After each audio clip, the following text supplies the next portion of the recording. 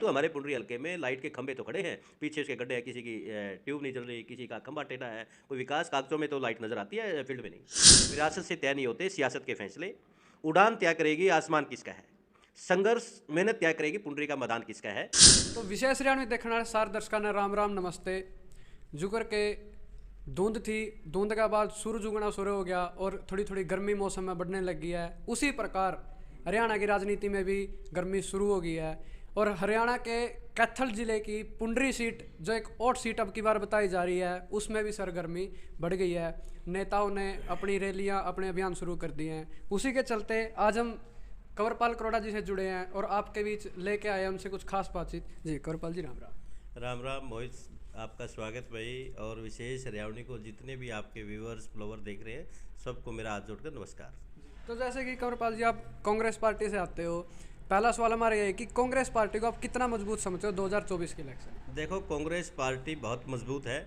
आज हर रोज़ आप देखो, चौधरी भूपेंद्र सिंह हुड्डा को कोई गांव का सरपंच ज्वाइन कर रहा है, कोई एक्स एमएलए ज्वाइन कर रहा है, कोई एक्स एमपी ज्वाइन कर रहा है, कोई ब्लॉक समिति का, कोई जिला परिषद का। इससे लगता है कि हरियाणा प्रदेश में भारतीय जनता पार्टी से और गठबंधन की सरकार जननायक जनता पार्टी से लोग दुखी हैं और चौधरी भूपेंद्र सिंह हुड्डा की तरफ देख रहे हैं। इससे लगता है कि हरियाणा प्रदेश में कांग्रेस पार्टी की आंधी है और चौधरी भूपेंद्र सिंह हुड्डा को मुख्यमंत्री बनाने के लिए लोग आतुर हैं। जी, तो जैसा कि आपने बोला जी कांग्रेस मजबूत है, पर पर्दे के पीछे से खबर आ रही है कि कांग्रेस तो गुटों में बटी हुई है। जो इसका हो सकता है, अटकलें लगाई जा रही है बीजेपी पार्टी द्वारा और कांग्रेस की विरोधी पार्टियों द्वारा कि यही इसके हार का कारण बन सकती है। देखो, आज कांग्रेस पार्टी में मुझे नहीं लगता कि कोई गुट है। सारे नेता कांग्रेस पार्टी को मजबूत करने में लगे हुए हैं और सारे नेता चौधरी भूपेंद्र सिंह हुड्डा के नेतृत्व में, उदयभान जी की अध्यक्षता में और दीपेंद्र सिंह हुड्डा की दिन रात की मेहनत से कांग्रेस पार्टी का जनाधार हर रोज़ बढ़ रहा है और लोग कांग्रेस पार्टी के साथ जुड़ रहे हैं। जी, तो जैसा कि इसी के बीच जी जब पीछे इसमें पुंडरी में नायब सिंह सैनी जी पहुंचे थे बीजेपी प्रदेश अध्यक्ष, उन्होंने चुटकी ली थी कि बीजेपी कांग्रेस के सारे नेता एक साथ किसी स्टेज पर नहीं बैठ सकते। नहीं बैठते हैं, जहाँ कांग्रेस के सभी नेताओं की मीटिंग होती है वहाँ बैठते हैं। जब प्रभारी जी मीटिंग लेते हैं, चंडीगढ़ में ली थी पीछे, सारे नेता थे। जी, तो जैसे पुंडरी हल्के से आप ताल ठोकने वाले हो, तो पुंडरी हल्के में ऐसी क्या चीज़ लगी कि आप ये बोल सकते हो कि बीजेपी ने या जेजेपी ने किसी प्रकार का विकास नहीं करवाया? भारतीय जनता पार्टी ने और गठबंधन की सरकार ने कोई ऐसी बात नहीं कि हम ये बताएं भी इस पार्टी ने, इस सरकार ने ये काम किया। कोई काम ही नहीं हुआ। रणधीर गोलन जी अक्सर कहते मिलते हैं, जो मौजूदा विधायक हैं, कि लाइटों की तरफ से और भी बहुत सारा विकास हुआ है। देखो, ये सरकार की पॉलिसी है लाइटों की, तो हर हलके में सरकार की पॉलिसी के तहत लाइटें लगने लग रही हैं। परंतु हमारे पुंडरी हलके में लाइट के खंभे तो खड़े हैं, पीछे उसके गड्ढे हैं, किसी की ट्यूब नहीं जल रही, किसी का खंभा टेढ़ा है।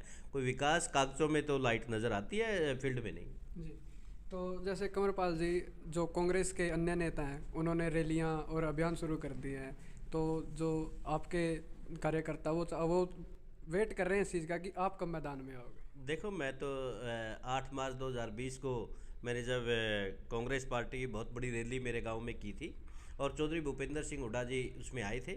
बड़ी ताबड़तोड़ रैली हुई थी करोड़ा गांव के अनाज मंडी के मैदान में। और उसके बाद मैंने सिरसिल के ऐतिहासिक मैदान में चौधरी दीपेंद्र सिंह हुड्डा की आज से आज जोड़ो रैली की है। हमने तो बहुत पहले रैलियां कर दी। चलो ठीक है, रैली करते हैं तो इससे पार्टी मजबूत होती है। तो कौरपाल जी, जैसे पुंडरी का 1991 से एक इतिहास रहा है कि आज़ाद उम्मीदवार को ही, आज़ाद नेता को ही पुंडरी ने आशीर्वाद दिया है, तो एक तरीके से आप एक रिस्क उठा रहे हो किसी पार्टी के झंडे के नीचे जाके? देखो, जितने भी आज़ाद उम्मीदवार बने पहले वो पार्टी में थे। जी। चाहे दिनेश कौशिक जी बने हो, हमारे प्रोफेसर साहब, वो भी कांग्रेस पार्टी में थे, भारतीय जनता पार्टी में थे। चाहे नरेंद्र जी बने हो, वो बंसीलाल की पार्टी में थे, चौधरी बंसीलाल जी की। और चाहे रणधीर गोलन जी बने हो, वो भारतीय जनता पार्टी में थे। तो भारतीय जनता पार्टी ने एक बार उनको टिकट दिया, दूसरी बार नहीं दिया। लोगों का मन था उनके प्रति, लोगों ने उनको बना दिया। जो जनता के बीच में रहता है, जनता उसी को बनाती है। और मेरे भाई, विरासत से तय नहीं होते सियासत के फैसले। उड़ान तय करेगी आसमान किसका है, संघर्ष मेहनत तय करेगी पुंडरी का मैदान किसका है। जो लोग मेहनत करेंगे, लोगों के दिल पे को मोहेंगे, उन्हीं को लोग पुंडरी के लोग विधायक बनाएंगे।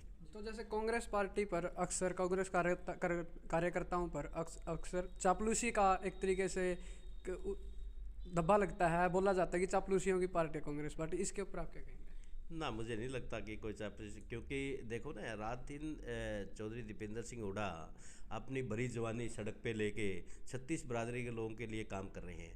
आज चौधरी दीपेंद्र सिंह हुड्डा सुबह निकलते हैं 10 बजे, रात को 12-1 बजे तक आते हैं, फील्ड में रहते हैं। हर अपोजिशन पार्टी के लोग भी ये कहते हैं कि चौधरी दीपेंद्र सिंह हुड्डा बहुत मेहनत करते हैं, कांग्रेस के लीडर हैं। देखो राज्यसभा में किस तरीके से मुद्दा उठाते हैं, किसानों की आवाज़ किस तरीके से उठाई, नौजवानों की आवाज़ किस तरीके से उठाई। जब खिलाड़ियों के ऊपर जंतर मंतर पर अत्याचार हो रहा था तो रात को 2 बजे दीपेंद्र सिंह हुड्डा जी चले गए। कहाँ है चापलूसी की बात? मेहनत की पार्टी है कांग्रेस, और किसान की पार्टी है, मजदूर की पार्टी है, नौजवान की पार्टी है। तो लोग आज कांग्रेस के साथ जुड़ना पसंद कर रहे हैं। तो हमारा एक अंतिम सवाल है, वो आपका पर्सनल मत है कि किसको, कंवरपाल करोड़ा जी किसको देखना चाहते हैं 2024 में मुख्यमंत्री की गद्दी पर? 1 मिनट, हम आपको थोड़ा सा इस सवाल को और थोड़ा टाइट कर दें, भूपेंद्र सिंह हुड्डा या दीपेंद्र सिंह हुड्डा? मैं चौधरी दीपेंद्र सिंह हुड्डा को भी चाहता हूँ और चौधरी भूपेंद्र सिंह हुड्डा को भी चाहता हूँ।